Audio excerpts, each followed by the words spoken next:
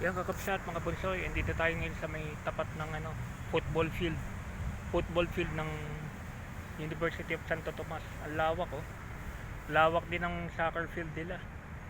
Tapos yun yung outdoor amphitheater nila. Yan. Dito tayo sa grounds niyo ng University of Santo Tomas. Yun yung soccer field nila. Yan. Sayang kanina, nakalusot sana ako doon kanina pero alam ko may maninita doon. Pa nag-live ako doon sa museum kanina. Sabi bawal daw.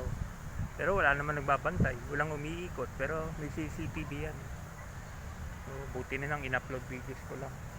Baka ma-confiscate tong ko. Cellphone ko isa lang to. Importante to. Yan, yun ang kakabsat mga pulsoy. Next time lulusot tayo. Balik tayo dito. Yan. Ito yung amphitheater, soccer field. Yan. Lawak oh. Sa loob tayo mismo ng campus ng UST. Yan.